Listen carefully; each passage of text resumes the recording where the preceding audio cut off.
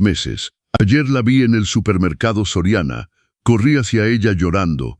Me miró confundida. Disculpe, creo que me confunde con alguien más, pero la voz era idéntica, las marcas en el rostro, todo. La seguí hasta su casa. Lo que descubrí, mi corazón se detuvo cuando lo vi. Ahí, entre los pasillos de conservas del Soriana, se encontraba Sofía, mi esposa, la mujer que había enterrado hace 6 meses en una cripta de mármol italiano que costó 1.750.000 pesos. La mujer por la que lloré hasta quedarme sin lágrimas.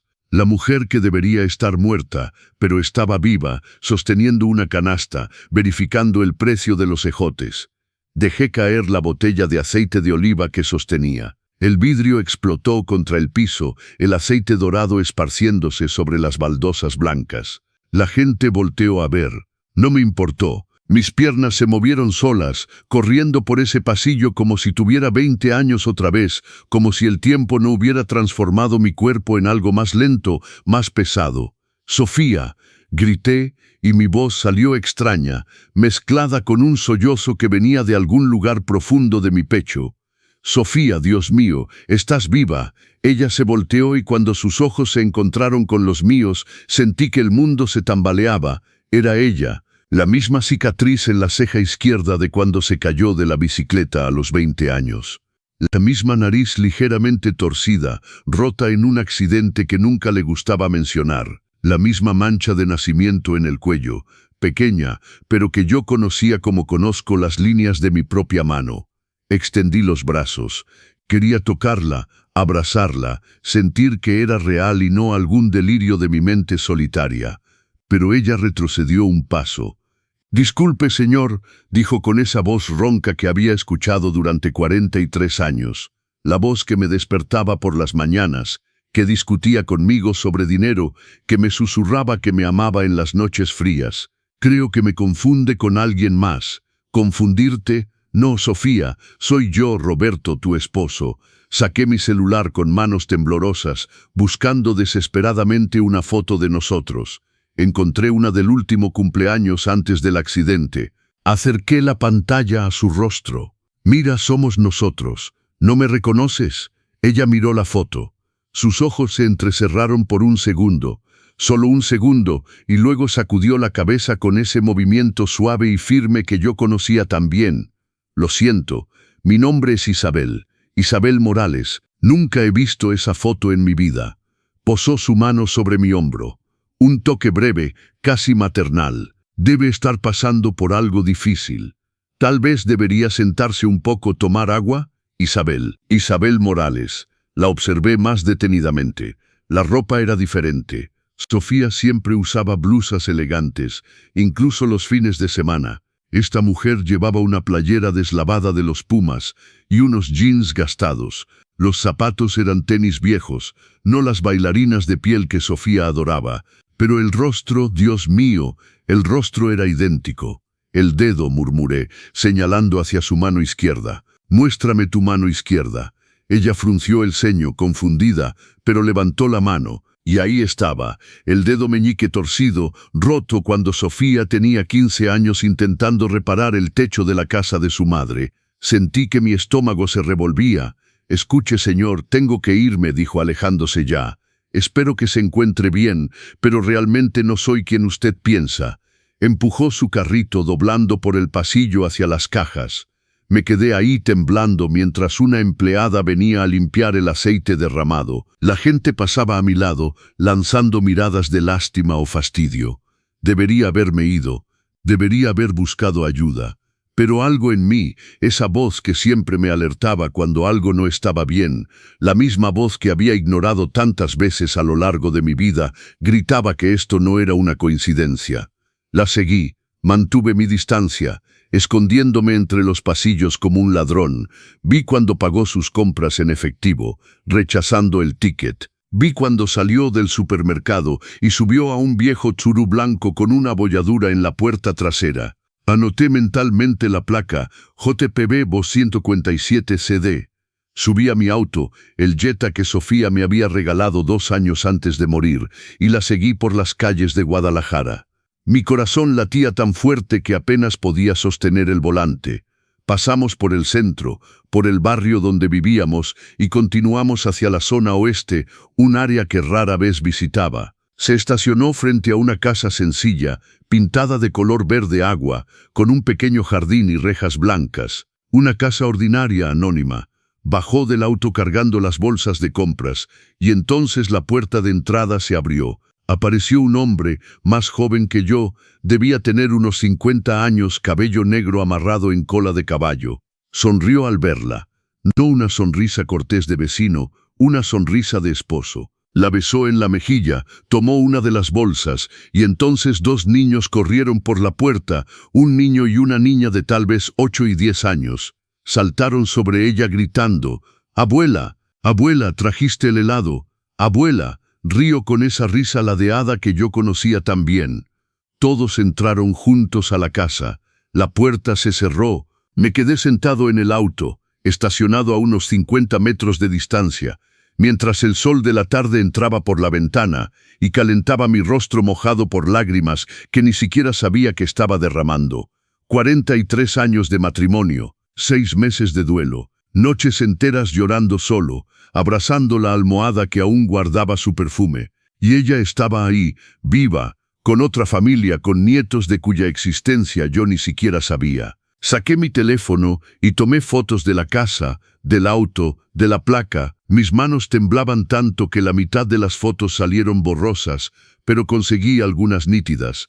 Cuando la luz del día comenzó a disminuir, arranqué el auto y conduje hasta mi casa en piloto automático. No recuerdo el trayecto. Solo recuerdo haberme estacionado en el garaje y haberme quedado sentado en la oscuridad, mirando las fotos en mi teléfono, comparándolas con las viejas fotos de Sofía. Cada detalle coincidía, cada marca, cada rasgo, cada imperfección. Entré a la casa, la gran casa vacía que Sofía me había dejado, o mejor dicho, que me quedó cuando ella murió. Me senté en la sala todavía con las luces apagadas. Y fue entonces cuando una pregunta atravesó mi mente como un rayo helado. Si Sofía está viva, ¿a quién demonios enterramos? Si quieren saber cómo se desarrolla esta historia perturbadora, suscríbanse al canal Los Consejos del Abuelo para no perderse los próximos capítulos, porque lo que estaba a punto de descubrir iba mucho más allá de lo que mi mente podía procesar. En ese momento pasé toda la noche despierto. Sentado en la mesa de la cocina con la lámpara encendida, esparcí todas las fotos que tenía de Sofía. Fotos de nuestra boda, de ella todavía joven, con ese traje café que rentamos porque no teníamos dinero para comprar uno. Fotos de los cumpleaños de Miguel, nuestro hijo. Fotos de vacaciones, de carne asadas, de navidades, y al lado en la pantalla del teléfono, las fotos que había tomado esa tarde. Amplié una vez más. Comparé cada centímetro, la cicatriz en la ceja, idéntica, la forma de la oreja izquierda, un poco más grande que la derecha igual, la mancha de nacimiento en el cuello en forma de pequeña coma, exactamente en el mismo lugar, incluso la forma en que sonreía de lado, mostrando más los dientes del lado derecho, absolutamente idéntica. Tomé una lupa que usaba para leer las instrucciones de los medicamentos y examiné una vieja foto de Sofía sin blusa, tomada en una playa de Vallarta hace 15 años. Ahí estaba el pequeño lunar oscuro cerca de la clavícula. Amplié la foto del teléfono donde Isabel se volteaba para tomar la bolsa del auto. La blusa se había levantado un poco. El mismo lunar, en el mismo lugar. Imposible. Pero los gemelos no tendrían las mismas marcas de nacimiento, ¿verdad? Las cicatrices no son genéticas, el dedo roto tampoco. Me levanté, caminé por la casa, volví a la mesa. El reloj de pared marcaba las 4 de la mañana. Afuera la ciudad todavía dormía. Tomé el álbum de fotos de bodas. Pasé mis dedos sobre las imágenes descoloridas. Ahí estaba Sofía a los 25 años. Delgada, sonriente, con ese bigotito fino que después se rasuró. Ahí estaba yo a los 23, usando un traje blanco sencillo que mi madre había cosido, el cabello amarrado con flores naturales. Éramos pobres. Ella trabajaba como asistente en una ferretería. Yo era sastre. Vivíamos en un cuartito rentado que apenas cabía la cama, pero éramos felices, o al menos yo pensaba que lo éramos. Cuando Miguel nació 3 años después, las cosas empezaron a mejorar. Sofía tenía talento para las ventas. En 10 años pasó de asistente a gerente. En 20 años ya era dueña de 3 ferreterías repartidas por la ciudad. Nuestra vida cambió. Casa propia, autos, viajes ocasionales. Pero Sofía viajaba mucho por trabajo. 2, 3 veces al mes. Se ausentaba 4 o 5 días cerrando negocios, decía visitando proveedores. Nunca tuve sospechas. ¿Por qué las tendría? Siempre regresaba cansada, estresada, quejándose de juntas y de carretera. Traía regalos para mí y para Miguel. Decía que nos extrañaba. Ahora, mirando hacia atrás con este nuevo prisma de horror, cada viaje parecía una mentira cuidadosamente construida. Cuando el sol salió, todavía estaba sentado en la mesa, rodeado de fotos. Tomé mi teléfono y llamé a Miguel. Contestó a la 5ª llamada, voz ronca de sueño. «Papá, son las 6 de la mañana. Pasó algo. Necesito que vengas aquí. Ahora. Papá, tengo una junta a las 9. Miguel». Mi voz salió firme, cargada de algo que mi hijo rara vez escuchaba. «Ven ahora. Es sobre tu madre». Silencio del otro lado. «Papá, ya hablamos de esto. Necesitas hacer terapia. Este duelo prolongado no es, vi a tu madre ayer». Otro silencio más largo. «Papá, ¿qué tomaste? ¿Olvidaste tomar algún medicamento?» «Miguel, vi a tu madre viva en el supermercado y la seguí hasta su casa. Necesito que vengas aquí ahora y me ayudes a entender qué está pasando porque o me estoy volviendo loco o... Quédate ahí, no salgas de la casa, no hagas nada, ya voy». Colgó. Fui a bañarme, me cambié de ropa. Cuando me miré al espejo, me asusté. Ojeras profundas, cabello revuelto, labios partidos. Parecía que había envejecido 10 años en una noche. Miguel llegó 40 minutos después. Traía puesto ropa deportiva. Debió haber salido de casa corriendo. Entró sin tocar. Me encontró de vuelta en la mesa de la cocina. «Papá, ¿qué pasó?» Jaló una silla, se sentó a mi lado, sostuvo mi mano. Sus ojos estaban preocupados. Esa preocupación que tienen los hijos cuando piensan que sus padres están perdiendo la razón. Le mostré las fotos, primero las viejas, luego las nuevas. Expliqué cada detalle, la cicatriz, la mancha, el dedo roto. Hablé del encuentro en el supermercado, de cómo me trató como a un extraño, del nombre falso, de la casa, del hombre, de los niños. Miguel miró las fotos en silencio. Su expresión cambiaba. De preocupación a confusión, de confusión a algo que no podía identificar. Sus manos temblaron ligeramente cuando amplió una de las fotos. «Sí, es impresionante el parecido», finalmente dijo, devolviéndome el teléfono. «Pero papá, la gente se parece. Ya he visto 3 tipos que podrían ser mis hermanos gemelos en la plaza comercial. Miguel, esto no es un parecido, es ella. Papá, enterramos a mamá. Tú estuviste ahí, yo estuve ahí. Sofía, los tíos, sus amigos, todos estuvieron ahí». «Un ataúd cerrado», murmuré. «Enterramos un ataúd cerrado». Miguel pasó su mano por su cara, cansado. «Porque el cuerpo estaba, ya sabes, el accidente fue violento. Los médicos dijeron que era mejor así, que no debías ver». «¿Qué viste tú? ¿Viste el cuerpo de tu madre con tus propios ojos?» Miguel desvió la mirada. «No, pero los documentos estaban todos ahí. El Instituto de Medicina Forense liberó el cuerpo. Había un certificado de defunción. Todo estaba en regla. Quiero ir a esa casa», dije levantándome. «Ahora, vienes conmigo».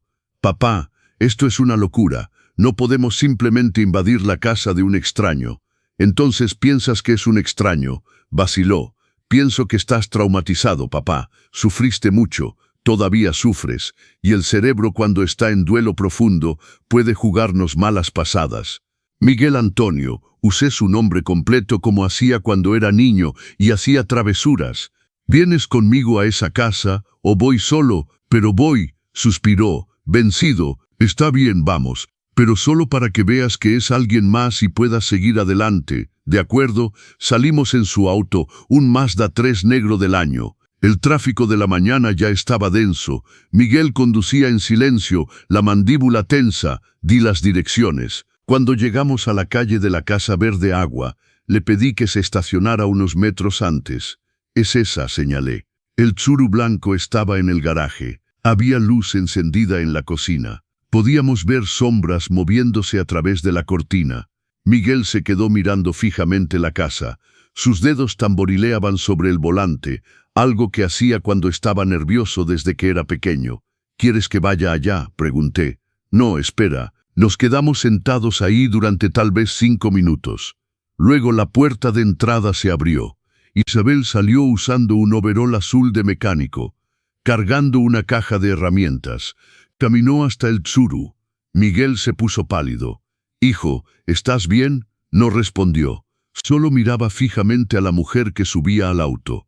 El Tsuru salió del garaje y pasó frente a nosotros. Pude ver su rostro claramente a través de la ventana. Sofía. Era Sofía. Más vieja, más cansada, pero era ella. El auto dobló en la esquina y desapareció. Cuando miré a Miguel, vi que estaba llorando. Lágrimas silenciosas corrían por su rostro. «Miguel», mi estómago se heló. «Miguel, ¿qué es lo que no me estás diciendo?». Apoyó su frente sobre el volante. «Papá», su voz salió quebrada. «Papá, lo siento». Y en ese momento, mientras el sol de la mañana iluminaba el interior del auto y mi hijo se derrumbaba a mi lado, supe que lo que estaba a punto de descubrir iba a destruir mucho más que solo mi matrimonio. Iba a destruir toda mi familia. «Habla», ordené y mi voz salió dura como piedra. «Habla ahora, Miguel». Limpió su cara con el dorso de su mano, respirando profundamente, tratando de recomponerse, pero las lágrimas seguían cayendo. «Papá, no se suponía que fuera así. No se suponía que alguna vez lo descubrieras». Sentí algo helado expandiéndose en mi pecho. ¿Descubrir qué? Miguel levantó la cabeza, me miró con sus ojos cafés que había heredado de su madre. Ojos que ahora cargaban culpa, miedo, vergüenza. «Mamá no murió en ese accidente». Las palabras flotaron en el aire entre nosotros, simples, directas, devastadoras. Ya lo sabía, en el fondo desde el momento en que la vi en el supermercado lo sabía, pero escuchar a mi hijo confirmarlo era como recibir un puñetazo en el estómago. «Continúa», murmuré. Ella tenía esta otra familia, papá, desde hace 25 años. Ese hombre Ricardo, sus hijos de él que ahora tienen sus propios hijos. Ella compartía su vida entre ustedes dos. 25 años de mentira. Pensé en todos los viajes, todas las noches que no regresó a casa, todos los fines de semana trabajando, todos los cumpleaños de Miguel que se perdió porque estaba cerrando un negocio importante. «¿Y tú sabías?», pregunté aunque ya conocía la respuesta por la forma en que evitaba mi mirada. «Lo descubrí hace como 3 años». Pasó su mano por su cabello, nervioso. «Fue accidental. Estaba ayudando a mamá a organizar documentos de la ferretería y encontré recibos, compras duplicadas, pagos de luz, de agua, de mandado, 2 casas». La confronté. «¿Y qué dijo?». «Que te amaba, papá, que nunca quiso lastimarte, pero que también amaba a Ricardo, que lo conoció en un viaje de negocios al sur, que fue algo que pasó y que después no pudo dejarlo. Dijo que intentó romper varias veces, pero que no podía». Reí, una risa sin humor. «Qué conveniente. La pobre no podía dejar a su amante, papá». «¿Y tú?». Me volteé hacia él sintiendo la ira por primera vez. «Tú lo descubriste. ¿Y qué? ¿Lo aceptaste? ¿Guardaste el secreto?». Ella me suplicó. Miguel elevó la voz, desesperado. Dijo que si tú te enterabas, iba a destruir todo, que ibas a quitarle la mitad de las ferreterías, de la casa, de todo. Dijo que necesitaba tiempo para organizar las cosas, para proteger su patrimonio. Proteger su patrimonio. Sentí la bilis subir por mi garganta. «¿Quieres decir robarme?». Miguel bajó la cabeza. No sabía qué hacer. Era mi madre, papá. Y de cierta forma yo tampoco quería que todo se perdiera. Las ferreterías, el trabajo que ella había construido, que sería mío algún día. Entonces era eso, avaricia. Pura y simple avaricia. «Cuéntamelo todo», ordené. «Desde el principio. Quiero conocer cada detalle de esta farsa». Miguel respiró profundamente, se limpió la cara de nuevo. «Hace 6 meses, mamá me buscó. Dijo que ya no podía más vivir dividida, que quería quedarse con Ricardo de verdad, empezar de nuevo solo con él. Pero si pedía el divorcio, Yo me quedaría con la mitad de todo. Completé la frase, sintiendo náusea. Ella consultó a un abogado. Régimen de sociedad conyugal. Estaban casados desde hacía más de 40 años. Tendrías derecho a la mitad de las ferreterías, de la casa, de los ahorros. Alrededor de 4 millones de pesos, tal vez más. 4 millones de pesos. 43 años de matrimonio valían 4 millones de pesos que ella no quería compartir conmigo. Entonces planearon su muerte. No era exactamente así. Ella tuvo la idea. Dijo que conocía a alguien, una persona sin hogar que estaba enferma en etapa terminal, sin familia. El tipo realmente se estaba muriendo, papá. Era cuestión de semanas. Mamá le ofreció dinero, mucho dinero. ¿Cuánto? 500,000 pesos para la única sobrina que el tipo tenía, que vivía en el norte y nunca lo visitaba. El dinero se transferiría después de que él muriera. Quise vomitar. Compraron un cuerpo. El tipo se estaba muriendo de todos modos. Miguel se defendió, pero su voz era débil. Aceptó, dijo que al menos su sobrina tendría una vida mejor. ¿Y el accidente fue planeado? Mamá viajó a esa ciudad del sur como siempre lo hacía.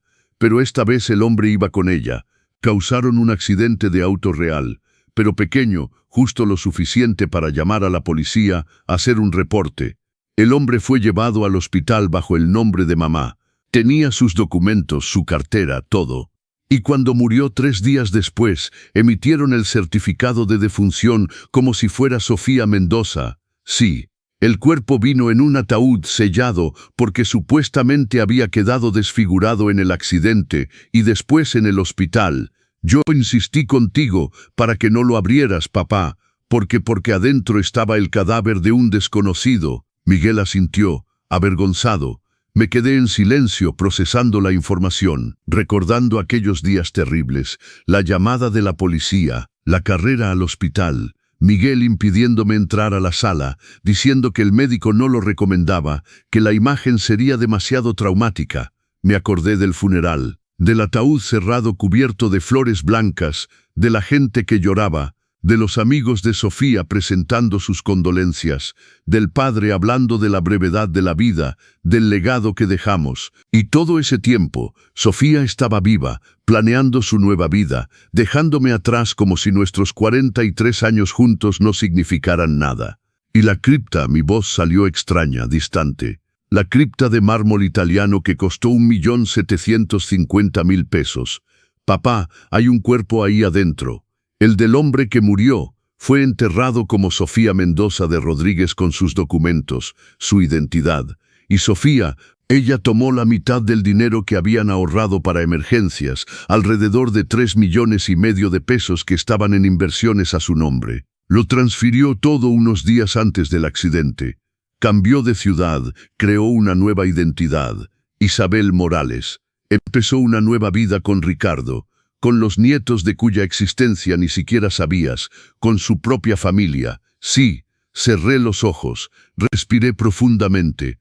Traté de no gritar, de no golpear, de no romper algo. ¿Y tú? Abrí los ojos, miré a mi hijo.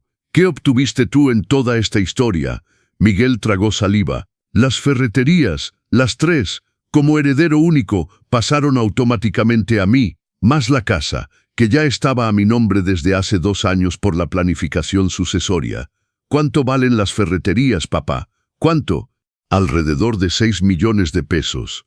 Pero ya vendí 2. Solo me quedé con la más grande, la de la avenida principal. El resto del dinero lo invertí. Entonces te beneficiaste. No era una pregunta, era una constatación. Me ocupé de ti, papá.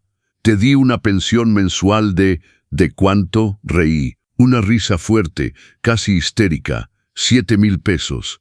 Menos de lo que gana una señora de limpieza. Mientras tú te quedabas con 6 millones, mientras tu madre se escapaba con casi 4 millones. Y yo me quedaba aquí llorando todas las noches, tomando medicamentos para dormir, yendo a grupos de apoyo para viudos. Las lágrimas finalmente llegaron, calientes, amargas, furiosas.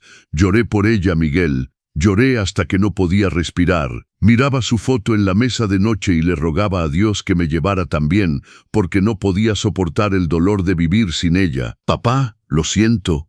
¿Y sabías? Grité, perdiendo finalmente el control. ¿Sabías y me dejaste sufrir?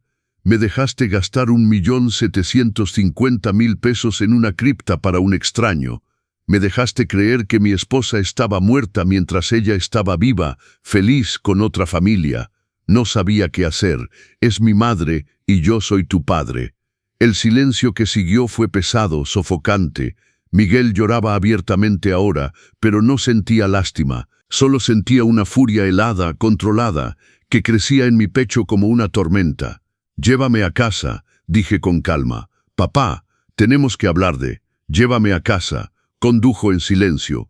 Cuando llegamos, bajé del auto sin mirar atrás. «Papá, por favor», cerré la puerta de un golpe y entré a la casa. Fui directo a la habitación. Tomé todas las fotos de Sofía y las puse en una caja. Boda, cumpleaños, viajes, sonrisas, abrazos, todo era mentira. Cerré la caja y la puse en el armario más alto. Luego me senté en la cama y miré alrededor. La gran casa vacía, la vida vacía, los últimos 6 meses de duelo desperdiciados. Y empecé a planear. Porque si había algo que mis 68 años de vida me habían enseñado, era que no se puede confiar en nadie, ni en tu esposa, ni en tu hijo, solo en ti mismo. Y los iba a hacer pagar, a cada uno a su manera, pero primero necesitaba pruebas, pruebas que no pudieran ser negadas, ignoradas o explicadas, pruebas que destruirían la pequeña vida perfecta que habían construido sobre la base de mis lágrimas. Si están siguiendo esta historia y quieren saber cómo un hombre de 68 años recupera su dignidad, no olviden suscribirse al canal. Dejen en los comentarios de dónde nos están viendo y compartan esta historia con alguien que necesite recordar que nunca es tarde para exigir justicia. En los 3 días siguientes no contesté ninguna llamada de Miguel. Llamó 47 veces, envió 63 mensajes, apareció en la puerta de la casa 2 veces tocando el timbre con insistencia. Lo veía por la ventana de la habitación, pero no abría. No quería ver su cara. Todavía no, porque necesitaba tiempo para pensar, para planear y sobre todo para enterrar lo que quedaba del Roberto ingenuo y reemplazarlo con alguien más fuerte. El 4.º día me desperté diferente. Tomé una ducha larga. Me vestí bien, me puse colonia por primera vez en meses. Tomé mi cartera y salí. La vecina, la señora Lerma, estaba regando sus plantas. «Buenos días, don Roberto. Qué elegante se ve hoy». Sonrió, sorprendida. Hacía tiempo que no lo veía tan bien arreglado. «Buenos días, señora Lerma. Voy a arreglar unos asuntos». Le devolví la sonrisa, una sonrisa que no llegaba a mis ojos. Conduje hasta el centro de Guadalajara. Había buscado en internet y encontré lo que buscaba. Durbal Investigaciones Privadas. La oficina estaba en un edificio viejo, 3er piso, oficina 305 sin porapijo.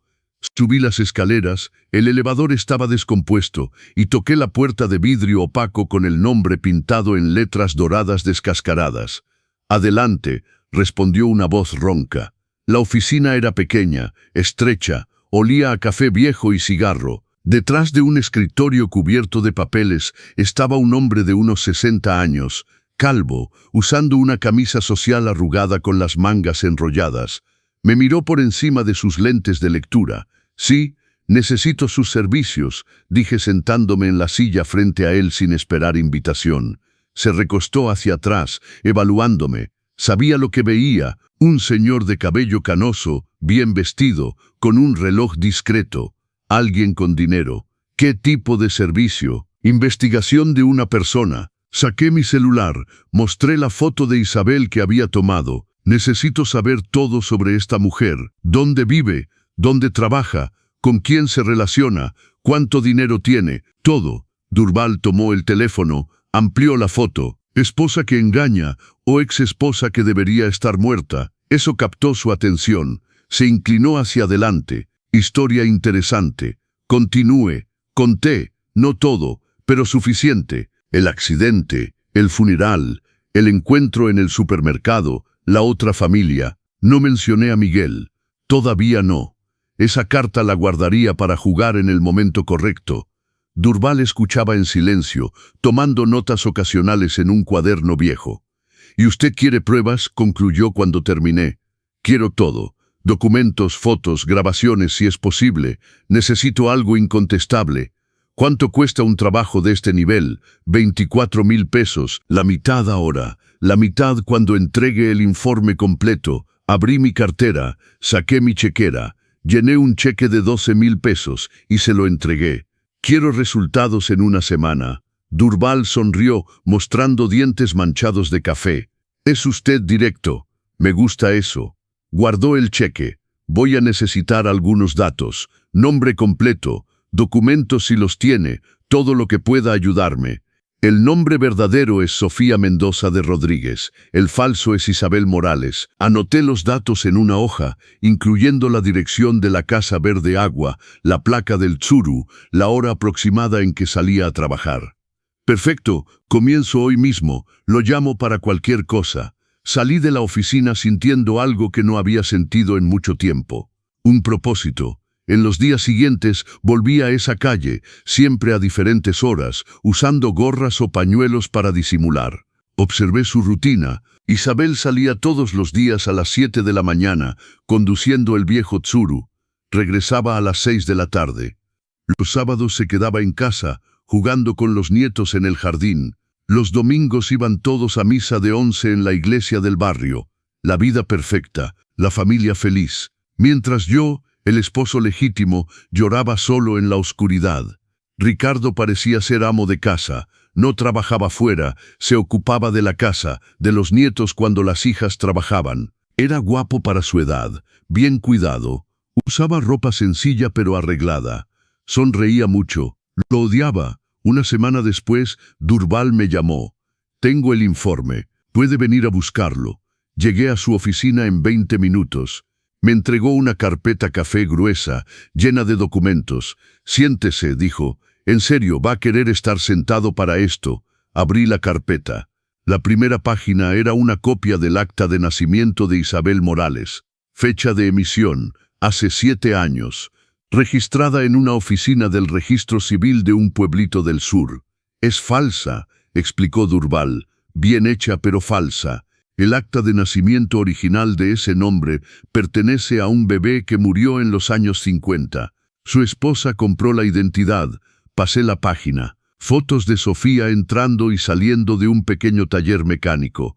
Un letrero sobre la puerta, Cerrajería Morales. Reparación general. Trabaja ahí, continuó Durval. Es cerrajera. Gana alrededor de 7,000 pesos al mes. Vida sencilla, modesta. ¿Y el dinero?, pregunté. Los 3,5 millones que se llevó. Durval volteó a otra sección de la carpeta. Estados de cuenta bancarios, muchos estados de cuenta. Aquí es donde se pone interesante. Hace 7 años, una tal Isabel Morales abrió cuentas en 3 bancos diferentes. Depósitos iniciales totalizando 3,200,000 pesos. Desde entonces, retira mensualmente alrededor de 2,000 pesos. El resto está en inversiones conservadoras. Entonces el dinero estaba ahí. El dinero que también era mío por régimen de sociedad conyugal. La mitad de esos 3,5 millones eran míos. Hay más. Durval volteó otra página. Conseguí acceso a sus llamadas telefónicas de los últimos 6 meses. Mi corazón se aceleró. Varias llamadas al mismo número. Alrededor de 200 en total, algunas durando más de 1 hora. Rodeó un número con pluma roja. Logró identificar de quién es. Durval me miró seriamente. Es el de su hijo, Miguel Rodríguez. Ahí estaba, blanco sobre negro.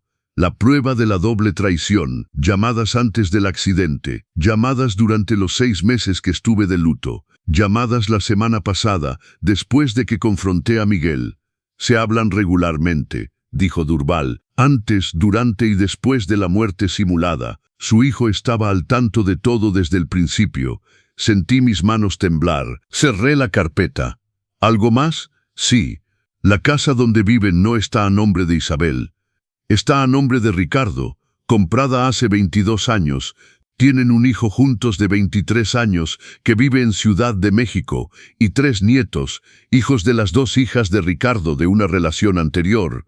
Entonces realmente construyó una vida entera durante 25 años. Parecería que sí. Y por lo que pude investigar, Ricardo no sabe que ella estuvo casada antes. Para él, Isabel Morales siempre ha sido Isabel Morales, una viuda que conoció en el sur. Tomé la carpeta, la puse en mi bolso. ¿Cuánto le debo de los otros 12,000? Llené el cheque. Cuando se lo entregué, Durval sostuvo mi mano. Escuche, normalmente no me meto, pero usted parece ser alguien decente. Lo que sea que esté planeando hacer con esta información, piénselo bien. Estos casos de fraude documental, de muertes simuladas, es crimen federal. Prisión, ¿entiende? Entiendo perfectamente. Dije sonriendo por primera vez desde que descubrí la verdad. Gracias por su preocupación, Durval, pero sé exactamente lo que voy a hacer. Salí de la oficina sosteniendo la carpeta como si fuera lo más precioso del mundo, porque lo era. Era la llave para destruir completamente las vidas de las dos personas que habían destruido la mía. En casa, esparcí todos los documentos sobre la mesa de la sala. Fotos, estados de cuenta, registro de llamadas, certificados falsos. Lo leí todo, memoricé cada detalle. Luego tomé el teléfono e hice una llamada que había estado posponiendo. Bufete de la licenciada Carmen Delgado. Buenas tardes. Me gustaría hacer una cita con la licenciada Delgado. Es urgente. ¿Ya es cliente? No, pero tengo un caso de fraude, falsificación documental y fraude patrimonial que creo le va a interesar mucho. Pausa del otro lado. ¿Puede venir mañana a las 3 de la tarde? Ahí estaré. Colgué y miré por la ventana. El sol se estaba poniendo, pintando el cielo de naranja y rosa. Un día hermoso, tranquilo.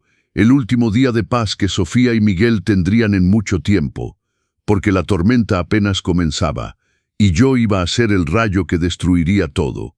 La licenciada Carmen Delgado no era lo que esperaba. Cuando entré a su oficina, un espacio moderno en el 10º piso de un edificio comercial del centro, encontré a una mujer de unos 40 años, morena, cabello rizado recogido en un chongo impecable, usando un traje sastre gris que irradiaba competencia. Sus ojos eran agudos, inteligentes, del tipo que no se pierde ningún detalle. Don Roberto extendió la mano, apretón firme. Siéntese, por favor. Me senté en la silla de piel frente a su escritorio. Por las ventanas se veía toda la ciudad de Guadalajara. Abajo la gente vivía sus vidas normales, ignorando los dramas que se desarrollaban en los pisos superiores. ¿Café? ¿Agua? No, gracias. Voy directo al punto. La licenciada Carmen se acomodó en su silla, cruzó las manos sobre el escritorio. Mi secretaria dijo que tiene un caso de fraude y falsificación. Cuénteme. Puse la carpeta de Durval sobre el escritorio y comencé a hablar. Lo conté todo desde el principio. Los 43 años de matrimonio, los viajes constantes de Sofía, la segunda familia que duró 25 años, el accidente falso, el cuerpo comprado, el funeral donde lloré de verdad mientras mi esposa estaba viva, el hijo que sabía y ocultó, los millones desviados, la pensión miserable que me daba como si fuera un favor. La licenciada Carmen escuchaba sin interrumpir, tomando notas ocasionales. Cuando terminé, abrió la carpeta y comenzó a examinar los documentos. Tomó casi 20 minutos, leyendo cada página con atención. Finalmente se recostó en su silla y silbó suavemente. Don Roberto, esto es una bomba, lo sé. ¿Entiende la gravedad de lo que pasó? Estamos hablando de múltiples delitos, falsificación y uso de documentos falsos, fraude, ocultamiento de cadáver, fraude documental, evasión fiscal. Contó con sus dedos. Su hijo y su esposa pueden llevar de 3 a 8 años de prisión cada uno. Sentí una satisfacción fría en mi pecho. Perfecto. Me miró evaluando. Quiere proceder criminalmente contra los dos. Quiero justicia. Quiero cada centavo que me robaron. Quiero que paguen por lo que hicieron. Entonces debemos construir un caso sólido. La licenciada Carmen tomó una pluma. Voy a necesitar algunas otras cosas. Primero, los documentos del matrimonio, el certificado de defunción falso, los documentos de las ferreterías. Los tengo todos en casa. Puedo traerlos mañana. Segundo, una confesión sería ideal. Usted dijo que el hijo confesó. ¿Tiene grabación? Mi estómago se apretó. No, fue en el auto. No me lo esperaba. no hay problema, tendremos que hacerlo confesar de nuevo, pero esta vez grabado. ¿Cómo? La licenciada Carmen sonrió. Una sonrisa de alguien que ya había hecho esto varias veces. Déjemelo a mí. Pero primero, hablemos de dinero. Usted dijo que su hijo se quedó con las ferreterías. 3 ferreterías valuadas en 6 millones de pesos. Ya vendió 2, y ese dinero está quién sabe dónde. Invertido en algo, vamos a descubrirlo. Porque según la ley de sociedad conyugal, incluso con la muerte de su esposa, usted tenía derecho al 50% de todo lo que se construyó durante el matrimonio. Eso incluye las ferreterías, pero él era el único heredero de una muerta falsa. La licenciada Carmen se inclinó hacia adelante. Don Roberto, su esposa no está muerta. Por lo tanto, no hubo sucesión legítima. Las ferreterías nunca debieron pasar a su hijo, todavía pertenecen a la masa conyugal. Me tomó unos segundos procesar la información. Entonces mi hijo vendió propiedades que no eran legalmente suyas. Eso es fraude agravado, y todo el dinero de esas ventas debe regresar a la masa para la división correcta. La magnitud de la situación empezó a quedar clara. ¿Cuánto podría recuperar? La licenciada Carmen tomó una calculadora, empezó a hacer cálculos. Las ferreterías, 6 millones de pesos, la mitad es suya, 3 millones, más los 3,5 millones que su esposa tomó, la mitad suya, 1,750,000 pesos, más daños morales por el fraude, el sufrimiento psicológico, podemos pedir alrededor de 1 millón de pesos fácilmente. Me miró. Estamos hablando de alrededor de 6 millones de pesos, don Roberto, más la casa si la quiere. 6 millones de pesos, 43 años de matrimonio, de dedicación, de ser esposo y padre, valían 6 millones de pesos que me robaron. ¿Y la prisión? Pregunté. Lo criminal es otro proceso, pero con las pruebas que tenemos aquí, tocó la carpeta, diría que tenemos 90% de probabilidad de condena. Especialmente con la confesión grabada que vamos a obtener. ¿Cómo vamos a hacer eso? La licenciada Carmen sacó una pequeña grabadora digital del cajón. Va a invitar a su hijo a comer. Le va a decir que quiere hacer las paces, que entiende que estaba en una posición difícil. Lo va a poner cómodo. Y luego, naturalmente, va a traer la conversación de vuelta al tema. Lo va a hacer repetir la confesión. Todo. Levantó la grabadora. Estará grabado, no sospechará, no, si es buen actor. Y por su cara, don Roberto, creo que ha pasado los últimos meses siendo un excelente actor. Tenía razón. ¿Cuántas veces sonreí cuando quería llorar? ¿Cuántas veces fingí estar bien cuando me destrozaba por dentro? Hay una cosa más, dijo la licenciada Carmen seria. Necesitamos pruebas documentales de las transacciones de su hijo. Venta de las ferreterías, transferencias bancarias, dónde puso el dinero. Probablemente guarde sus documentos en su oficina, en la ferretería que quedó. Puede acceder, pensé. Miguel me había dado una copia de la llave de la ferretería hace años, en caso de emergencia. Nunca la usé, pero todavía la tenía. Puedo, perfecto, porque si conseguimos esos documentos probando que falsificó firmas, vendió propiedades de manera fraudulenta, tocó el escritorio con satisfacción, se acabó, no tiene forma de defenderse. Salí del bufete de la licenciada Carmen 2 horas después con un plan detallado. Un plan que iba a destruir completamente la vida de mi hijo, y por primera vez desde que descubrí la verdad, no sentí culpa, sentí poder. Esa noche finalmente respondí una de las 83 llamadas de Miguel. «Papá», su voz salió desesperada. Gracias a Dios, estaba Miguel, interrumpí, manteniendo mi voz calmada, controlada. ¿Podemos hablar? Silencio sorprendido del otro lado. Claro, papá, claro. ¿Quieres que vaya? No, quiero que comas conmigo mañana en el Mirador, ese restaurante que te gusta, a las 12 del día. Yo, sí, ahí estaré, papá. Hasta mañana, hijo. Colgué antes de que pudiera continuar. Fui a la habitación. Abrí el cajón de la cómoda donde guardaba las cosas importantes. Ahí al fondo, debajo de unos pañuelos viejos, estaba la llave de la ferretería. La tomé. Sentí el peso frío del metal en la palma de mi mano.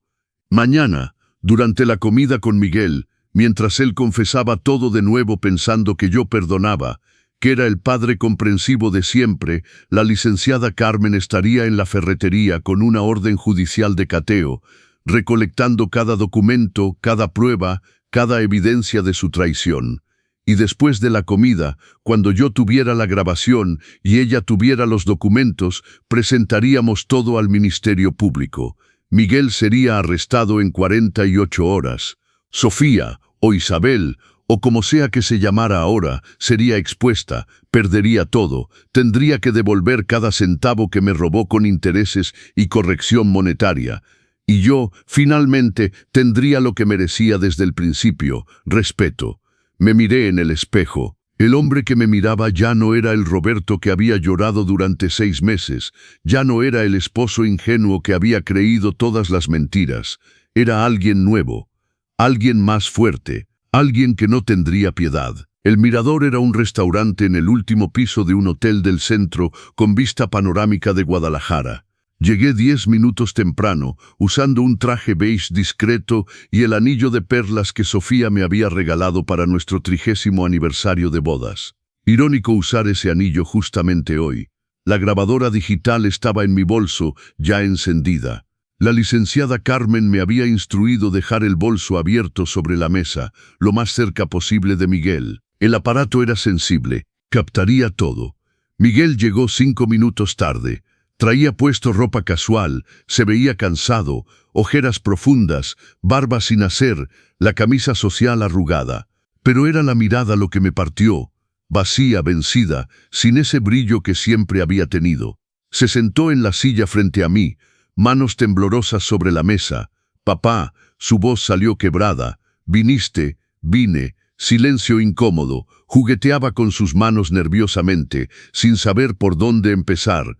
Yo no sé qué decir. Pasé una semana pensando en qué decir y ahora no tengo palabras. Entonces escucha, mi voz salió firme. Vine aquí porque necesito cierre antes de proceder. Pero necesito que entiendas una cosa. No vine para perdonarte. Vine para entender. Vi el dolor atravesar su rostro.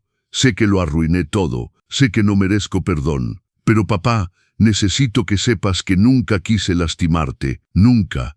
Pero lo hiciste, profundamente, lo sé. Las lágrimas comenzaron a caer. Todos los días pienso en eso. Pienso en cómo te debiste sentir cuando descubriste, no solo la traición de mamá, sino la mía también. Y me odio por eso, papá. Me odio tanto. El odio a ti mismo no cambia lo que hiciste. Lo sé, pero necesito que entiendas el contexto. Cuando mamá me buscó con ese plan descabellado, acababa de descubrir las deudas, 1.600.000 pesos, papá. Las ferreterías se estaban hundiendo. Si tú pedías el divorcio y tomabas la mitad, no iba a quedar nada. Las ferreterías iban a cerrar, los empleados iban a ser despedidos. Todo lo que mamá había construido iba a todo lo que nosotros construimos, corregí. Yo estaba ahí, Miguel, en cada decisión, en cada sacrificio. Renuncia a mi carrera de sastre para cuidarte mientras tu madre construía el negocio. Yo también era socio, aunque no estuviera en el papel. Bajó la cabeza, avergonzado.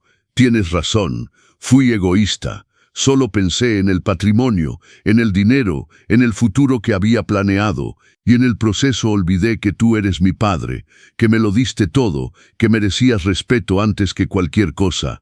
Y aun sabiendo todo eso, falsificaste mi firma 15 veces. Estaba desesperado. Las deudas aumentaban, los acreedores amenazaban con demandar. Necesitaba vender las ferreterías rápido. Entonces debiste decirme la verdad. Golpeé la mesa, haciéndolo brincar. Debiste venir a mí y decir, papá, mamá no está muerta. Se escapó y dejó un montón de deudas. Necesito tu ayuda para resolver esto. Te hubiera ayudado, Miguel. Hubiera firmado lo que fuera necesario. Hubiera trabajado contigo para salvar el negocio. Pero la verdad era demasiado horrible. Mamá había simulado su propia muerte, compró un cadáver. Yo estaba involucrado. ¿Cómo iba a contar eso? Con valentía, con honestidad, 2 cosas que aparentemente no corren en nuestra familia. Miguel sollozó, cubriéndose la cara con las manos. Lo arruiné todo. Te perdí a ti. Perdí a Sofía. Ella pidió el divorcio ayer. Sofía pidió el divorcio.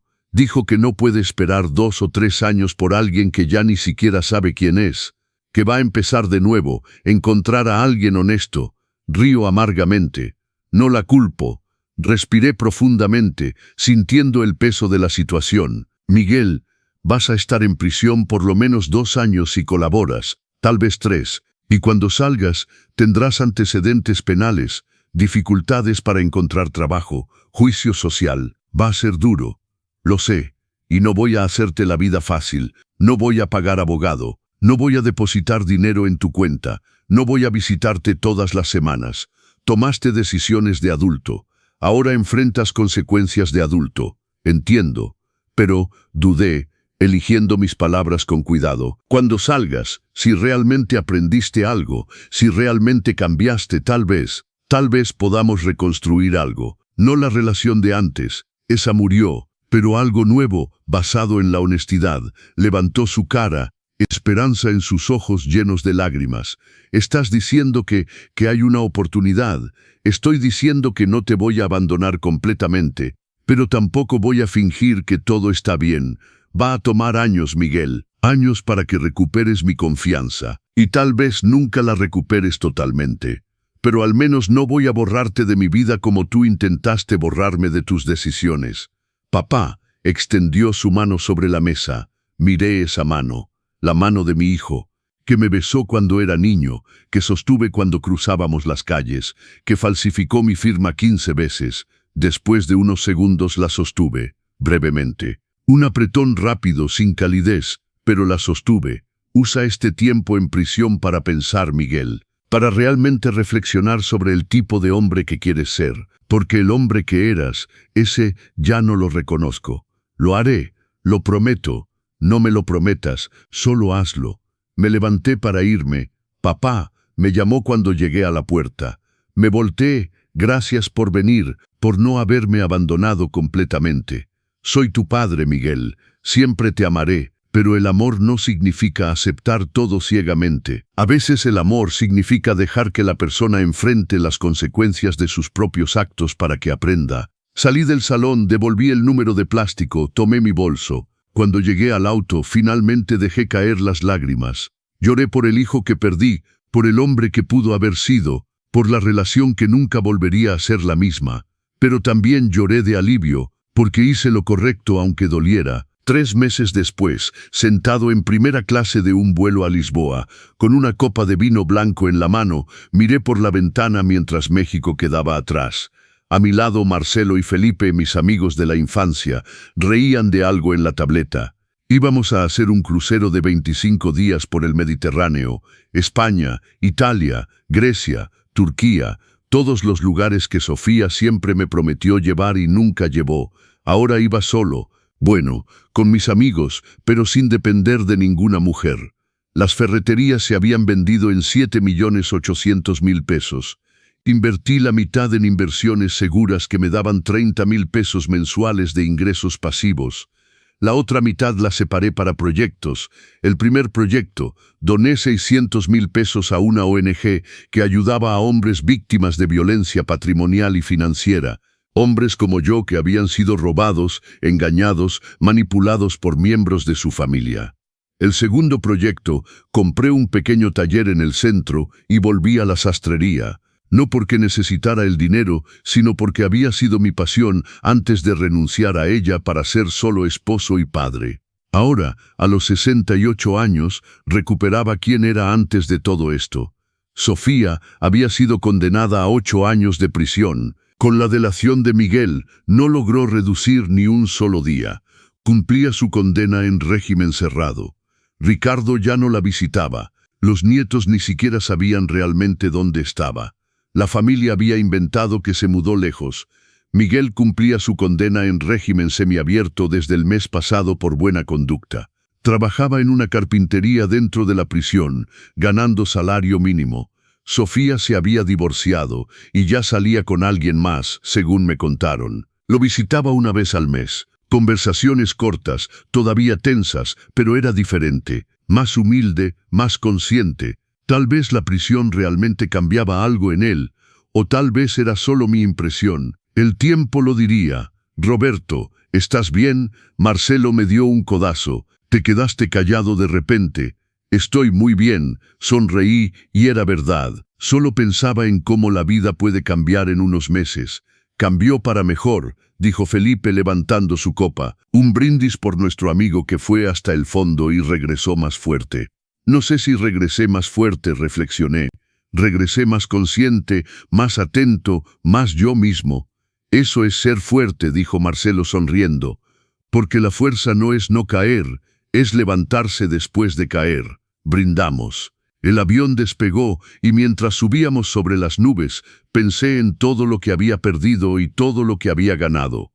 Perdí la inocencia, la capacidad de confiar ciegamente, la fantasía de que la familia era sagrada por definición, pero gané conocimiento propio, independencia, la certeza de que podía sobrevivir a lo peor y aún así elegir vivir, no solo existir.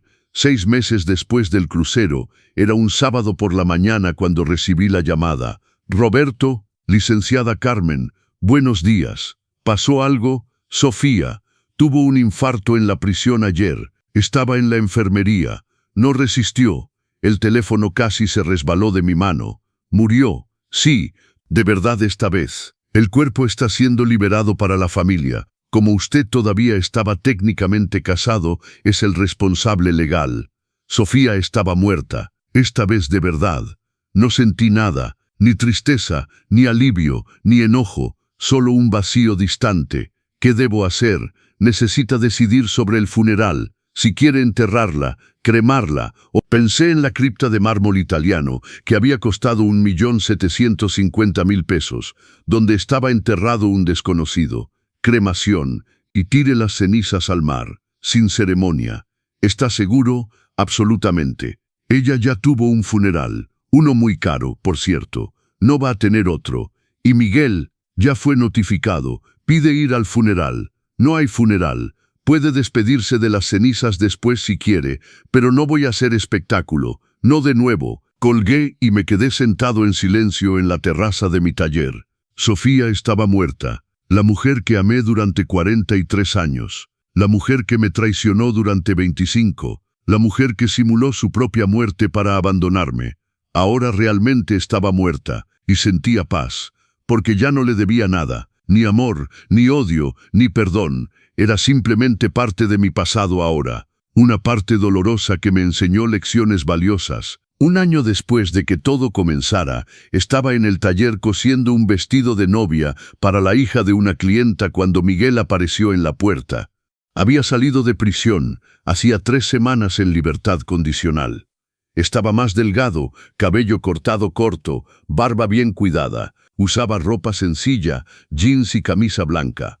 «Papá, ¿puedo entrar?» «Entra». Entró lentamente mirando alrededor. El taller era pequeño pero acogedor. Maniquíes con telas, máquinas de coser, carretes de hilo coloridos. Mi espacio, es bonito aquí, gracias. ¿Qué te trae? Respiró profundamente. Vine a despedirme. ¿Despedirte? Me mudo a Ciudad de México. Conseguí trabajo en una carpintería. Allá es un nuevo comienzo total. Lejos de todo, de todos, donde nadie conoce mi historia. Entiendo. Y antes de irme, necesitaba agradecerte.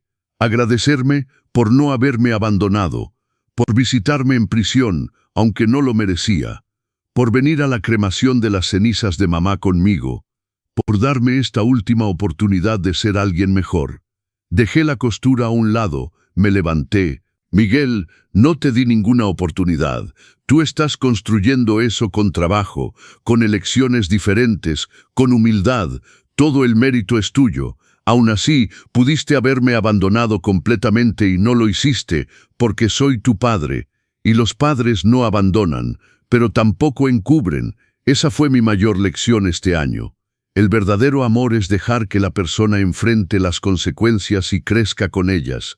Asintió, ojos mojados. Voy a hacer que funcione en Ciudad de México. Voy a reconstruir mi vida desde cero. Y un día te voy a hacer sentir orgulloso de mí otra vez. Ya estoy orgulloso del hombre que estás intentando ser. Se acercó dudando. Abrí los brazos y por primera vez en más de un año abracé a mi hijo de verdad. No un abrazo protocolar, Un abrazo de padre.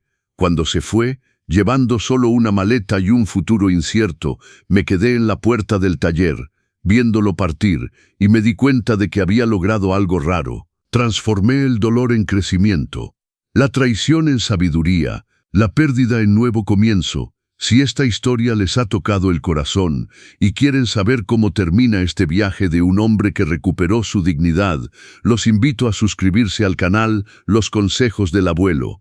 Dejen en los comentarios de dónde nos están viendo y qué les pareció más impactante de esta historia.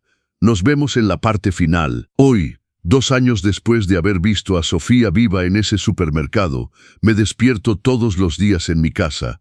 Voy a mi taller, coso mis piezas, tomo café con mis amigos, tengo 30,000 pesos de ingresos pasivos por mes, mi taller factura otros 16,000.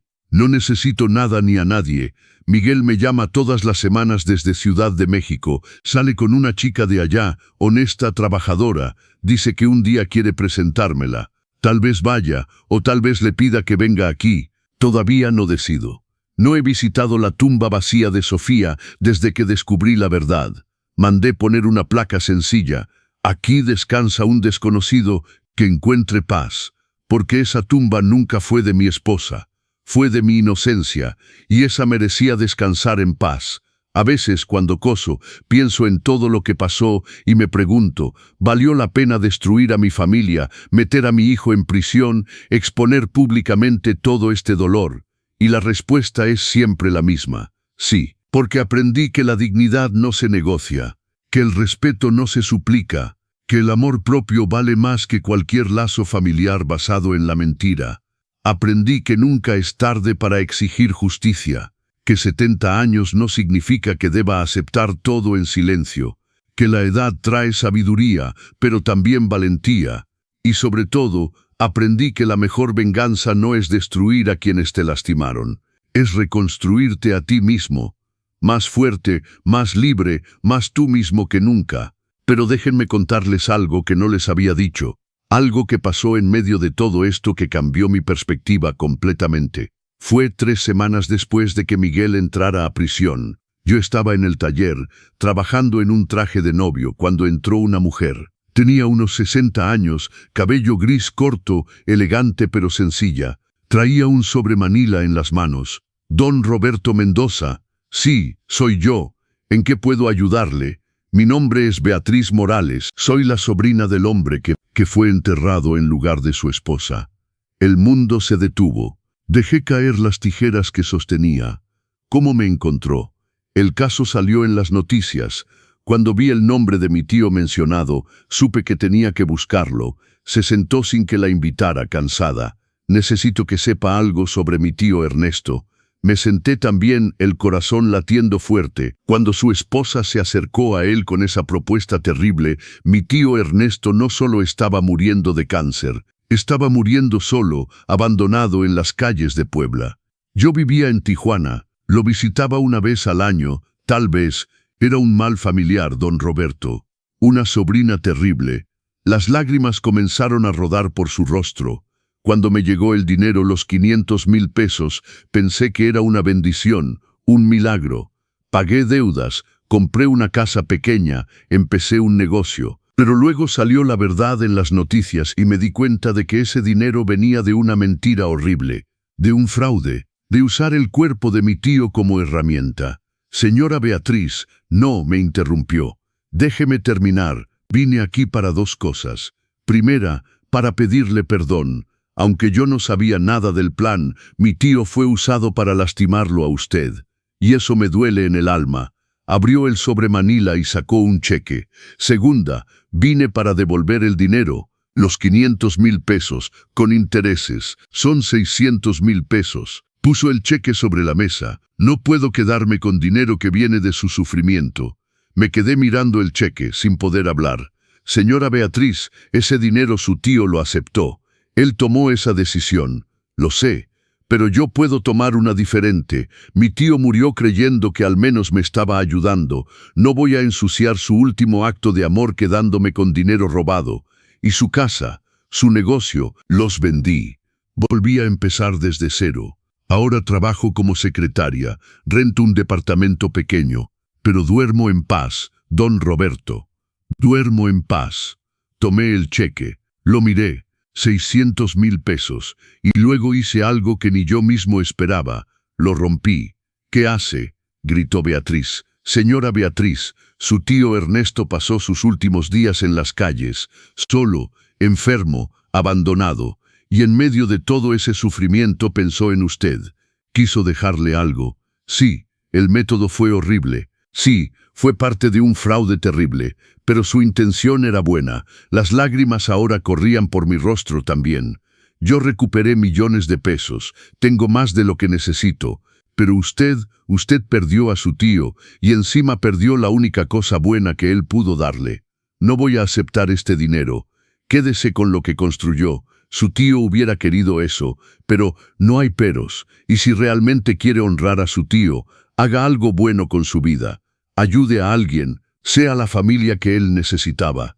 Esa será la mejor forma de agradecerle su último sacrificio. Beatriz se levantó, me abrazó, y ambos lloramos. Lloramos por Ernesto, el hombre sin nombre que murió solo. Lloramos por las familias rotas. Lloramos por los errores y las segundas oportunidades. Cuando se fue, me quedé sentado en el taller, mirando los pedazos del cheque roto. Y me di cuenta de algo importante: la justicia no siempre es venganza.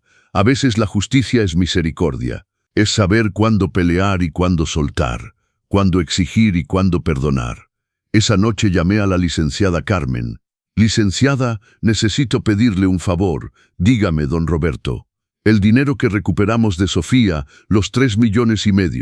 Quiero donar 1 millón de pesos a refugios para personas sin hogar, en memoria de Ernesto Morales, el hombre que fue enterrado en mi lugar. Hubo silencio del otro lado.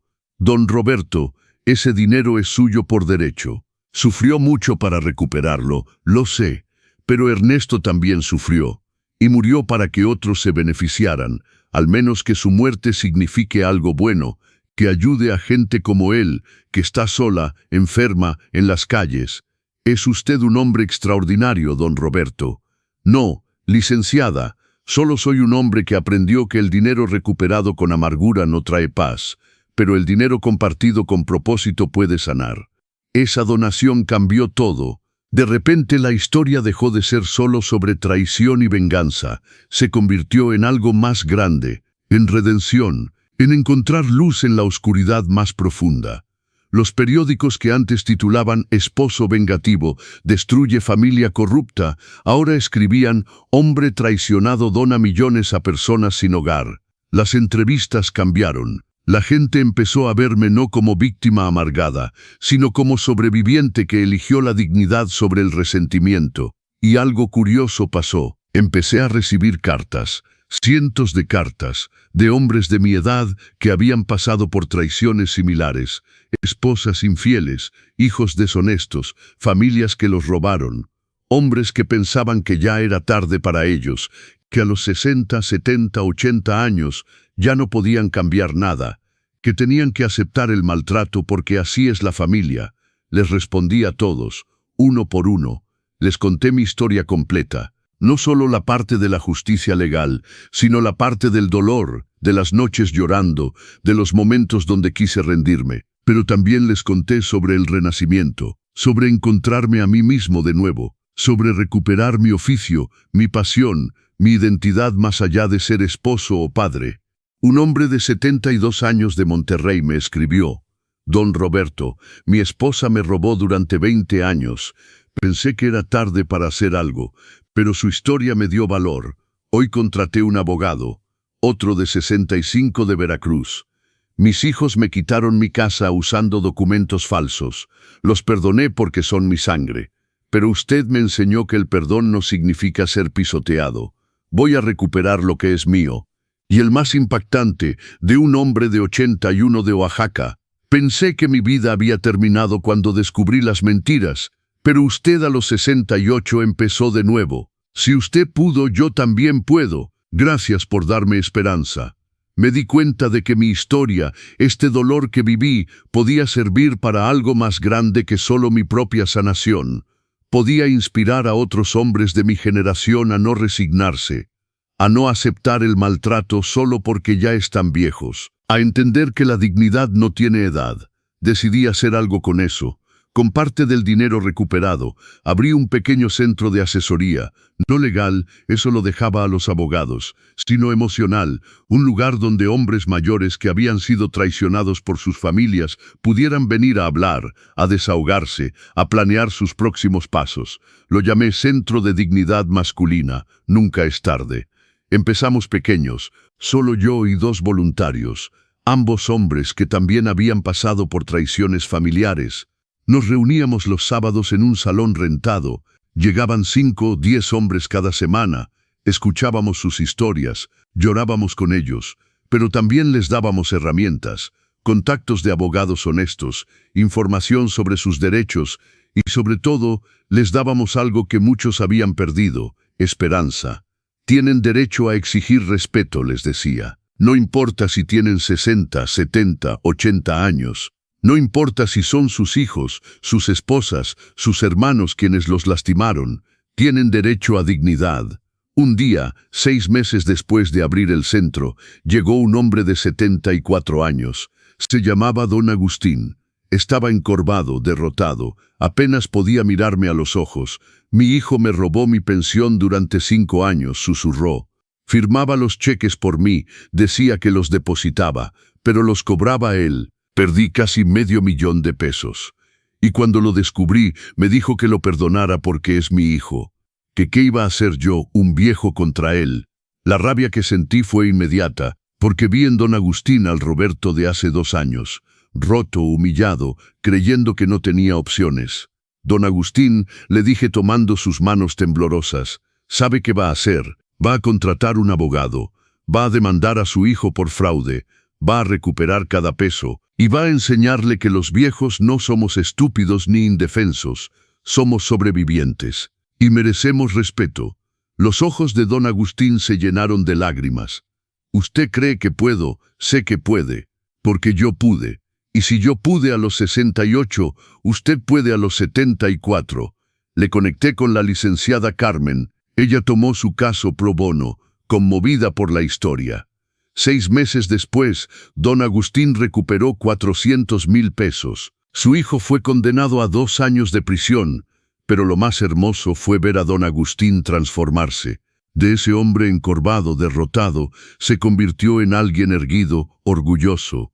Empezó a vestirse mejor, a sonreír más, a caminar con propósito. Don Roberto me dijo un día, usted me devolvió más que mi dinero, me devolvió mi dignidad. Me recordó que todavía soy un hombre, no solo un viejo que debe aceptar todo. Y ahí entendí cuál era mi verdadero propósito después de todo este dolor. No era solo recuperar mi dinero, no era solo meter a Sofía y Miguel en prisión, era usar mi historia para despertar a otros hombres de mi generación, para recordarles que merecen respeto, que pueden exigir justicia, que nunca es tarde para empezar de nuevo. El centro creció. De 10 hombres pasamos a 30, luego a 50. Tuvimos que rentar un espacio más grande. Conseguimos más voluntarios, abogados que donaban horas, psicólogos que daban terapia gratis, trabajadores sociales que ayudaban con trámites. Se convirtió en algo más grande que yo, en un movimiento, en una voz para los hombres mayores que la sociedad había desechado como demasiado viejos para cambiar las cosas. Las historias que escuché en ese centro me rompieron y me reconstruyeron al mismo tiempo. Hombres robados por esposas, por hijos, por hermanos, hombres golpeados, humillados, abandonados en asilos mientras sus familias gastaban sus pensiones. Pero también vi resurrección, vi hombres de 70 años divorciándose de esposas abusivas y empezando relaciones sanas. Vi hombres de 80 recuperando propiedades robadas y viviendo sus últimos años con dignidad. Vi hombres de 65 descubriendo nuevos talentos, nuevas pasiones, nuevas razones para vivir. Y me di cuenta de algo poderoso. Nuestra generación fue criada para aguantar, para no quejarse, para mantener a la familia unida a cualquier costo, incluso si ese costo era nuestra propia dignidad. Pero estábamos en una nueva época. Una época donde podíamos decir no más, donde podíamos exigir respeto sin sentirnos culpables, donde podíamos elegir nuestra paz sobre la comodidad de otros. Si están siguiendo esta historia y sienten que es demasiado tarde para ustedes, déjenme decirles algo: nunca es tarde, nunca.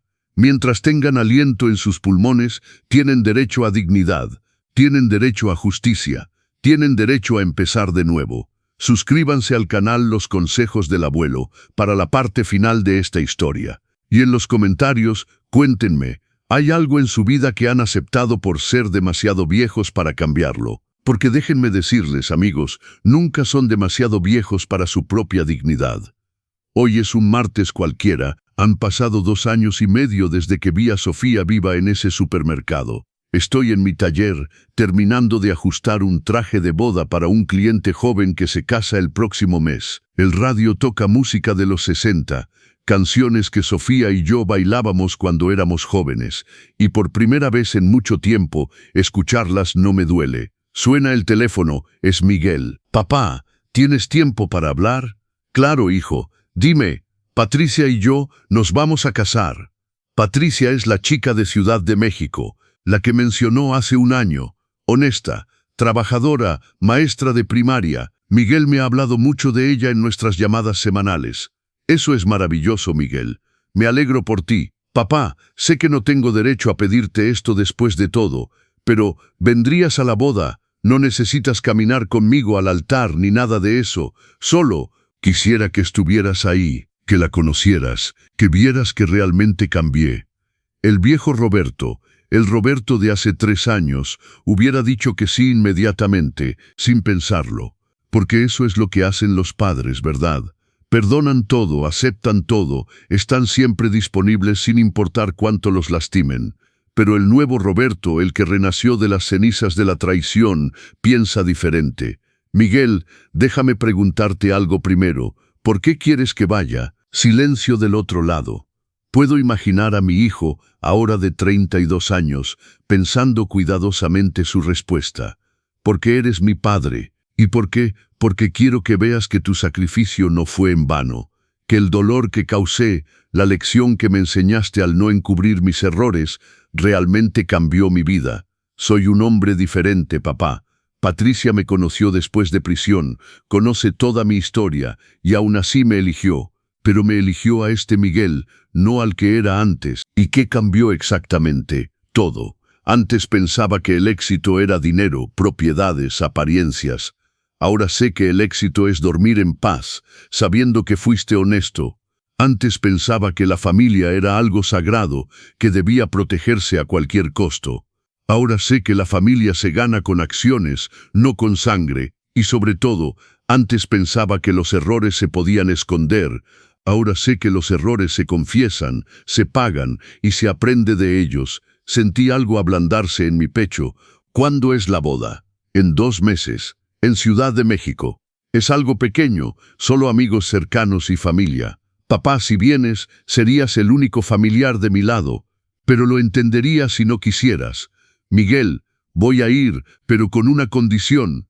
¿Cuál? Que después de la boda, tú y Patricia vengan a Guadalajara, que pasen un fin de semana aquí, que conozca quién eres ahora, no solo quién fuiste, que construyamos algo nuevo, despacio, con honestidad. Escuché su voz quebrarse. Gracias, papá. No sabes lo que significa para mí. Lo sé, hijo, lo sé. Cuando colgué, me quedé mirando por la ventana del taller. El sol de la tarde pintaba el cielo de naranja, y me di cuenta de algo importante. El perdón no es olvidar. El perdón no es pretender que nada pasó. El perdón es decidir que el dolor del pasado no va a envenenar el futuro. Pero el perdón también tiene condiciones, tiene límites, tiene dignidad, y eso está bien. 2 semanas después, el Centro Nunca es Tarde celebró su 2º aniversario. Habíamos ayudado a más de 200 hombres a recuperar su dignidad. Algunos ganaron casos legales, recuperaron dinero, propiedades. Otros simplemente aprendieron a poner límites, a decir no, a exigir respeto. Para la celebración invité a todos los que habían pasado por el centro. Llegaron casi 100 hombres, de 60 a 85 años. todos con historias de traición, pero también con historias de renacimiento. Don Agustín estaba ahí, elegante con un traje nuevo que yo mismo había cosido para él. A su lado, una mujer de su edad, María, que había conocido en un grupo de baile. Se tomaban de la mano como adolescentes. Don Roberto, me dijo abrazándome, hace 2 años estaba listo para morirme. Pensaba que mi vida había terminado con el robo de mi hijo, pero usted me enseñó que la vida solo termina cuando dejamos de pelear por nuestra dignidad. Don Rafael, 72 años, que recuperó su casa después de que sus hijos la vendieran ilegalmente. Don Martín, 68, que se divorció de una esposa abusiva después de 40 años y ahora viajaba por el mundo. Don Luis, 75, que denunció a su hermano por fraude y recuperó su negocio. Cada uno con su historia, cada uno con su batalla, cada uno vivo, luchando, negándose a ser víctimas silenciosas. Me paré frente a todos con un micrófono. Amigos, comencé. Hace 2 años y medio mi mundo se derrumbó. Descubrí que mi esposa de 43 años había simulado su muerte para robarme y empezar una nueva vida. Descubrí que mi único hijo había sido cómplice de ese fraude. Perdí mi familia, mi confianza, mi inocencia. Todos escuchaban en silencio. Pude haberme quedado en la amargura. Pude haber pasado mis últimos años resentido, enojado, roto. Muchos me dijeron que era demasiado viejo para empezar de nuevo, que a los 68 años debía simplemente aceptar lo que pasó y tratar de tener paz. Hice una pausa, pero algo en mí se negó. Algo en mí dijo, no, merezco más que esto, y esa pequeña voz de dignidad, esa negativa a ser víctima, cambió todo. Miré a cada rostro en esa sala, recuperé mi dinero. Sí, pero eso no fue lo que me salvó. Lo que me salvó fue decidir que mi valor como hombre no dependía de cuánto me amaran otros, sino de cuánto me respetaba yo mismo. Volví a mi oficio de sastre. No porque necesitara el dinero, sino porque necesitaba recordar quién era yo antes de ser solo esposo y padre. Abrí este centro, no para buscar venganza contra otros, sino para ayudar a hombres como ustedes, como yo, a recordar que merecemos dignidad. Las lágrimas empezaron a correr por mi rostro. Y hoy, a mis 70 años, puedo decirles con certeza, los mejores años de mi vida no fueron los 43 de matrimonio. Los mejores años están siendo estos años donde me pertenezco a mí mismo, donde mis decisiones son mías, donde mi paz no depende de mantener felices a personas que no me respetan. La sala estalló en aplausos, hombres de 70, 80 años, de pie, algunos llorando, todos aplaudiendo, porque cada uno de ellos entendía, cada uno había hecho ese mismo viaje de víctima a sobreviviente, de resignación a dignidad. Don Agustín tomó el micrófono después de mí. Yo pensaba que era muy tarde para mí, dijo con voz firme. Pensaba que a los 74 años ya no podía cambiar nada.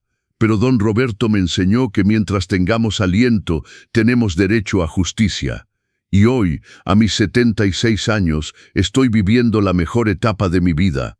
Con mi dignidad recuperada, con María a mi lado, con paz en mi corazón. Uno por uno, varios hombres compartieron sus historias. Historias de dolor, pero sobre todo, historias de renacimiento.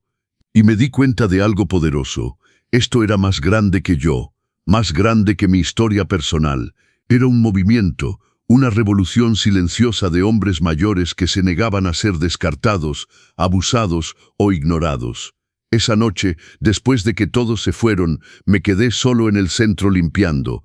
Recogí vasos, acomodé sillas, barrí el piso. Y mientras trabajaba, pensé en el camino recorrido, pensé en aquella tarde en el supermercado cuando vi a Sofía viva. El shock, el dolor, la confusión. Pensé en Miguel llorando en el auto, confesando todo. Pensé en las noches sin dormir, en la rabia, en el deseo de venganza. Pensé en Durval, en la licenciada Carmen, en las pruebas, en los juicios. Pensé en la satisfacción fría de verlos condenados, pero también en el vacío que siguió. Y pensé en Beatriz Morales, devolviendo dinero que no tenía obligación de devolver porque quería paz. Pensé en don Agustín, transformándose de hombre roto a hombre digno.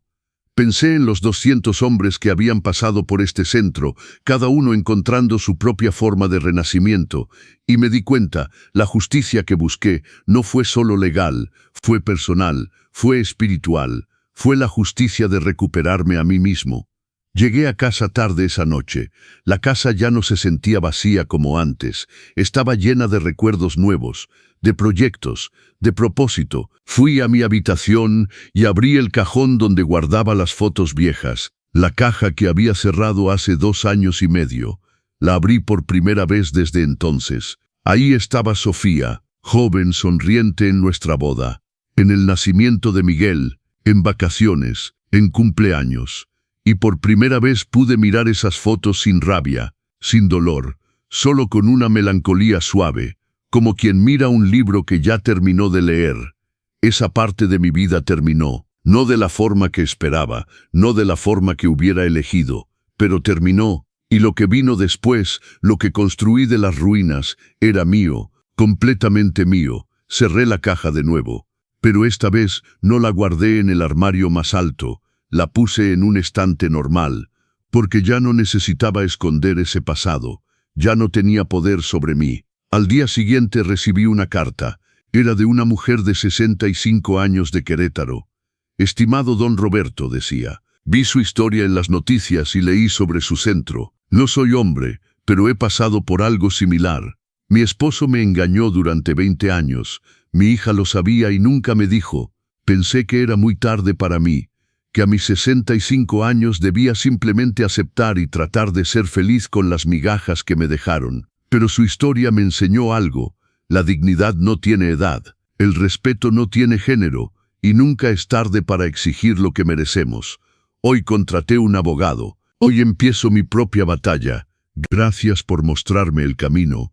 Leí esa carta 3 veces, y supe que todo había valido la pena. El dolor valió la pena, la batalla valió la pena, la exposición pública valió la pena. Porque si mi historia podía inspirar a una mujer en Querétaro a pelear por su dignidad, entonces todo el sufrimiento tuvo significado. 2 meses después, fui a Ciudad de México para la boda de Miguel. La ceremonia fue pequeña, íntima, en un jardín bonito. Patricia era hermosa, no solo físicamente, sino en la forma en que miraba a Miguel. Con amor, sí, pero también con respeto. Con una mirada que decía: te conozco, conozco tu pasado y elijo tu presente. Miguel me vio llegar y se le llenaron los ojos de lágrimas. Nos abrazamos, un abrazo largo, sanador. Gracias por venir, papá. Gracias por invitarme, hijo. Durante la ceremonia, mientras los veía intercambiar votos, pensé en Sofía, en nuestra boda hace 45 años, en los votos que hicimos y que ella rompió. Pero no sentí amargura. Solo sentí aceptación.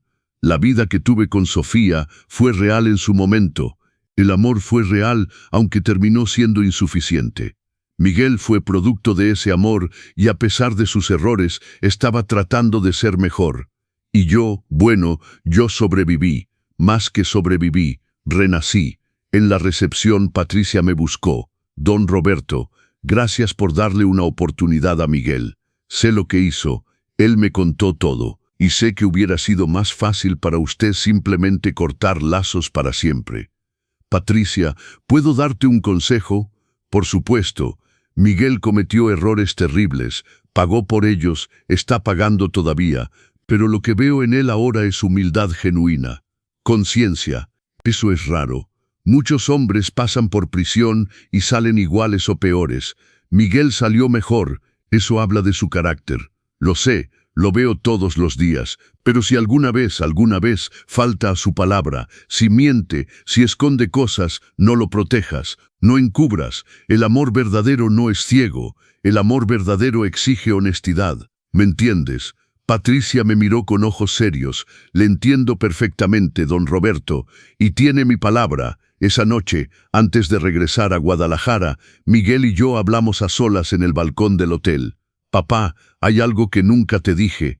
¿Qué es? Cuando estaba en prisión, los primeros meses fueron horribles, no solo por la prisión en sí, sino por la culpa. Me despertaba todas las noches pensando en tu cara cuando descubriste todo, en cómo te traicioné. Miguel, no, déjame terminar. Hubo un momento como a los 4 meses donde estaba en mi celda y pensé, no puedo más. Estaba considerando hacer algo drástico. Mi corazón se detuvo, pero entonces llegó tu carta. ¿Te acuerdas? La primera carta que me escribiste. La recordaba. Había sido difícil escribirla. Tomó 3 intentos. En esa carta no me perdonabas. No me decías que todo estaba bien. Pero me dijiste algo que me salvó la vida. Dijiste, Miguel, lo que hiciste fue imperdonable. Pero quién eres ahora puede ser diferente de quién eras entonces. El pasado está escrito, pero el futuro está en blanco. Escribe una mejor historia. Las lágrimas corrían por su rostro ahora. Esa carta, papá, me dio razón para seguir, me dio permiso para ser mejor. No me diste perdón barato, me diste algo más valioso, me diste la posibilidad de redención ganada, no regalada. Nos abrazamos de nuevo, y en ese abrazo sentí que algo sanaba. No completamente, tal vez nunca completamente, pero lo suficiente para seguir adelante. Hoy, mientras escribo esto en mi taller, mirando por la ventana a la ciudad de Guadalajara que me vio nacer, que me vio sufrir y que me vio renacer, puedo decir con certeza, tengo 70 años. He vivido traición, dolor, pérdida. He visto lo peor de la naturaleza humana en las personas que más amaba, pero también he visto lo mejor. He visto hombres de 80 años peleando por su dignidad. He visto viudos encontrando nuevo amor. He visto hijos arrepentidos genuinamente cambiando. He aprendido que la familia no es sagrada por definición. La familia se gana, se construye con respeto, honestidad, amor genuino. He aprendido que el perdón no es olvidar, es decidir que el rencor no vale más que tu paz. He aprendido que nunca es tarde para empezar de nuevo. Y sobre todo, he aprendido que la mayor venganza contra quienes te lastiman no es destruirlos. Es vivir tan bien, tan plenamente, tan dignamente, que tu felicidad sea la prueba de que no lograron romperte. Si llegaste hasta aquí en esta historia, déjame decirte algo directamente a ti. Tal vez tienes 60, 70, 80 años.